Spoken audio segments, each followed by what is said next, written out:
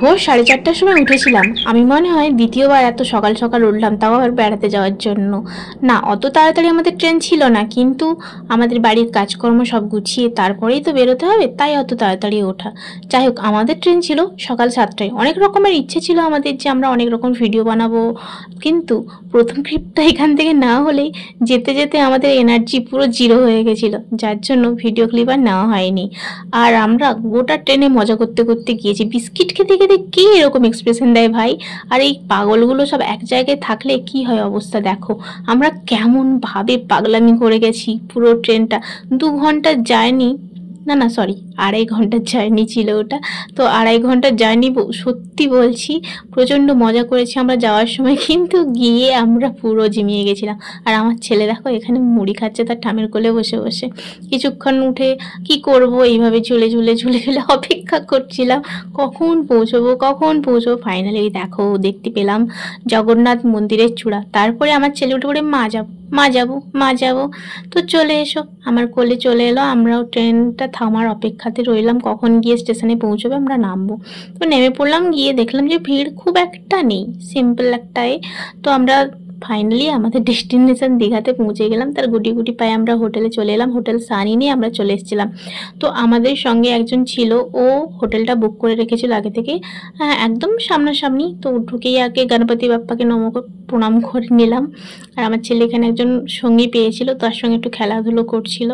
তারপর আমরা কি অপেক্ষা করছিলাম, কারণ আমরা টাইমের অনেক আগেই পৌঁছে গিয়েছিলাম। তো আমাদেরকে রুমটা দেখানোর জন্য নিয়ে গেল। রুমে পৌঁছে গেলাম। আমার রুমটা খুব একটা পছন্দ হয়নি, তো যাই হোক আগে থেকে বুকিং করা ছিল যেহেতু, তাই আমাদের যেমনটা পেয়েছি তেমনটাই নিতে হবে। তো কোনো অসুবিধে নেই।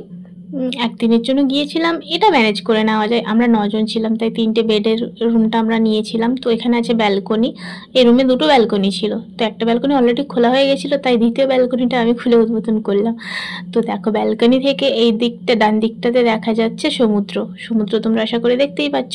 আর বাম দিক থেকে দেখো দেখা যাচ্ছে ওই শিব মন্দিরের চূড়া, জগন্নাথ মন্দিরের চূড়া। ভিউটা খুব ভালো ছিল। আর আমার ছেলে তো মজাই মজা, ভীষণ মজা করেছে আমার ছেলে। আমার ছেলে তো এদিক ওদিক ঘোরাঘুরি করছে। আমরা সবাই মিলে ওখানে ভীষণ মজা করতে গিয়েছিলাম, কিন্তু গিয়ে দেখো বৃষ্টি মাথায় চলে এলো। মানে কি করব, এত বৃষ্টি। আমরা রেডি হচ্ছে এদিকে, আর বাইরে দেখো বৃষ্টি। ওটাই আমি ওখানে বলছিলাম কেমন লাগে বলো তো বেড়াতে গিয়ে, একদিনের জন্য বেড়াতে গিয়েছি, তাতেও যদি সারাদিন এরকম বৃষ্টি বৃষ্টি বৃষ্টি। তো ফাইনালি বৃষ্টি থামতে আমরা বেরিয়ে পড়লাম। গিয়ে তো আমার এই পার্টটা আমার জাস্ট দারুণ লাগে। আমি তো অপেক্ষা করছিলাম কখন আমি গিয়ে তিলক পরবো। আমার না ভীষণ ভালো লাগে। তো আমরা সবাই মিলে তিলক পরে নিলাম মন্দিরে ঢোকার আগে। তো ওখানে গিয়েও বৃষ্টি। আমরা কোনো রকম মানে ছুটে ছুটে গিয়ে পৌঁছলাম ভেতরে, গিয়ে বৃষ্টি মাথায় নিয়ে দাঁড়িয়ে থাকলাম। খুব একটা ঘুরতেও পারলাম না মন্দিরের মধ্যে। তো কেন জানি না এনার্জি নিয়ে যতটা যাই আমরা, এনার্জিটা লস হয়ে যায় গিয়ে। আমাদের অনেক কিছু প্রোগ্রাম থাকলেও কোনো কিছু হয় না। তো আমাদের অনেক ইচ্ছে ছিল, অনেক ভিডিও বানাবো, অনেক কিছু করব, কিন্তু কোনো কিছুই হয়নি। আমরা শুধুমাত্র ল্যাদ খেয়ে খেয়ে বাড়ি চলে এসেছি।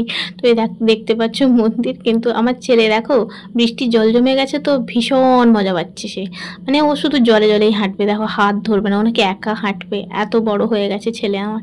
আর মন্দিরের ভিউটা দেখো কি দারুণ লাগছে, ভীষণ সুন্দর। তো আমাদের হিরোইনরা দেখো কেমনভাবে আমাকে পোজ দিল। আমি জাস্ট বললাম তাকা এদিকে, তো জাস্ট ঘুরে একটু তাকিয়ে পোজ দিয়ে আবার ঘুরে গেলাম। আমাকে কেউ পাত্তাই দিচ্ছিল না। তো দেখো কেমনভাবে পিঁপড়েগুলো মধু সংগ্রহ করছিল, তো ওটাই আমি দেখছিলাম। আর ওখানে ভিডিওটা বানানোর সময় ওটাই বলছিলাম। আর এই যে পিপি না অন্য কিছু, দেখো আমার ছেলেকে কেমনভাবে শেখাচ্ছে যে এইভাবে জলে ছপছপ করতে হয়। আর আমার ছেলেও তাই করছিল, ছপছপ করে নিজের জামা প্যান্ট সব ভেজাচ্ছিল।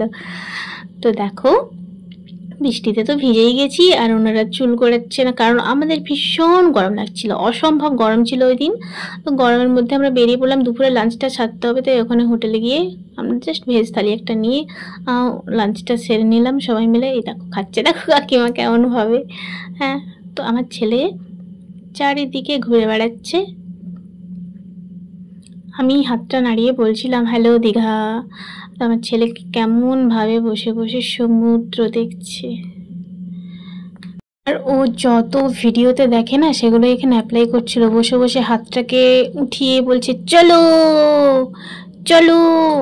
আর এই ক্লিপটা দেখে তোমরা বুঝতেই পারছো যে একটা ভিডিওর ক্লিপ, এটা আমরা দুজন মিলে একটা ভিডিও বানিয়েছিলাম, সেই ক্লিপটা এখানে। ওই দেখো আবার বলছি চলো, ও মানে মনে হচ্ছে ও সমুদ্রে নামবে, শুধু চলো চলো করেই যাচ্ছে। তারপরে কি করব, সবাই মিলে বেরিয়ে একটু আইসক্রিম খেয়ে নিলাম। যদিও আইসক্রিমের টেস্টটা খুবই বাজে ছিল, এত বাজে আইসক্রিম আমি কোনোদিন খাইনি। 20 টাকা দাম নিয়েছে কিন্তু ভীষণ বাজে টেস্ট, খেতেই পারিনি ঠিকঠাক করে। তবে ওই কুলফির আইসক্রিমের থেকে আমার ওই এটা কি বলে ওটা, কুলফির কাপটা, ওটা আমার খেতে দারুণ লাগে। দেখো আমার ছেলে খুঁজে খুঁজে খুঁজে খুঁজে ঠামকে খুঁজে খুঁজে হয়রান, তারপরে ঠামকে দেখতে পেয়ে একদম ছুটে ছুটে গিয়ে জড়িয়ে ধরেছে, যেন কতদিন ঠামকে দেখেনি। আমার ছেলে জল এত ভালোবাসে, আমি ভেবেছিলাম হয়তো সমুদ্রে নামালেও উঠতেই চাইবে না, কিন্তু যেহেতু আমি ওকে খালি পায়ে নামিয়েছিলাম, যখন আমি ওকে একা ছেড়ে দিলাম, ওই জলটা যখন ওর পায়ের পাস করছিল তো পায়ের তলা থেকে বালিগুলো সরে যাচ্ছিল, যার ফলে ও পড়ে যাচ্ছিল, প্রায় ভীষণ ভয় পেয়েছিল, তাই ও কোল থেকে আর নামেনি। আর দেখো একজন ঢঙিকে দেখো, এই একটা ঢঙি ঢং করছে, আমরা ঢঙিরা গিয়েছি ঢং করবো না তাই আবার হয় নাকি? এই দেখো আর একজন ঢঙি, এটা আমি, আশা করি বুঝতে পারছো আমিও একটু ঢং করেছি। এই দেখো আর একটা ঢঙি বেরিয়েছে, ও একটু ঢং করে নিল। সমুদ্র পাড়ে, এই সাগর পাড়ে আইসা আমার মাতাল মাতাল লাগে, এরকমটাই মনে হচ্ছিল। আমরা সবাই মিলে গানটা করছিলাম, কিন্তু এত আওয়াজ, ভিডিও আমরা ঠিকঠাক করতেই পারিনি। আর আমার ছেলে তো এখানে ওর ঠামের সাথে বায়না করে করে একটা খেলনা নিল, নিয়ে, কারণ আমি তো ছিলাম না, আমি সমুদ্র পাড়ে একটু ভিডিও বানানোর জন্য গিয়েছিলাম। আমরা অনেকগুলো ভিডিও বানালেও ছাড়ার মতো কোনো ভিডিও ছিল না। তো তারপর একটু ফুচকা খেতে চলে গেলাম, আমরা সবাই মিলে একটু ফুচকা খেয়ে নিলাম। পরের দিন সকালে উঠে পড়লাম আমরা, কারণ এর আগের কোনো ক্লিপ আর নেওয়া হয়নি। সমুদ্র পাড়ে একটু গিয়েছি, আমার ছেলেকে বলছি তাকাও তাকাও, ও বলছে না না না না, কিছুতেই তাকাচ্ছে না। আর পেছনে তানিয়া হামকের অবস্থা দেখো, রোদ্দুর জন্য আমরা কেউ ঠিক করে তাকাতেই পাচ্ছিলাম না। তারপরে কি সকালের ব্রেকফাস্টটা ওই লুচি আর ঘুগনি দিয়ে করলাম, করে তারপরে বেরিয়ে পড়লাম। আমার ছেলে দেখো এখানে এসে সিঁড়িতে বসে গেছে, ওকে বললাম বাড়ি যাবে না, ও দেখো কি বলছে, তোমরা আশা করি বুঝতে পারবে। যাবে না, যাবে না, বুঝতেই পারছো কি বলছে, বলছে বাড়ি যাব না। তো আমরা স্টেশন থেকে আবার একটু মন্দিরের ভিউটা নিলাম। আর এই দেখো একটা হনুমানকে দেখো, ওই কাকুটার কাছ থেকে রুটি ছাড়িয়ে নিয়ে খাচ্ছিল। এই ভিডিওটা আমি শর্ট ভিডিওতে ছেড়েছিলাম, জানি না কেন ইস্যু দিয়েছিল, এটাতেও ইস্যু পাবো কিনা জানি না। যাওয়ার সময় কতটা এনার্জি নিয়ে গিয়েছিল, আর আসার সময় মানুষের অবস্থা দেখো, আমরা সবাই একদম ঝিমিয়ে গেছি। তো তারপরেও একটু ট্রেনের টুকটা খাওয়া দাওয়া না করলে চলে না, যে ঘুগনি খেলাম, চিপস খেলাম, আর ঝালমুড়ি খেলাম, এইগুলো টুকটাক খাওয়া দাওয়া করতে করতে বৃষ্টি মাথায় নিয়ে বাড়ি চলে এলাম। আমাদের ট্রিপটা ঠিকঠাক হলো না, তাই নেক্সট মান্থে আবার যাব, তখন আমি আশা করবো ভালো করে ভিডিও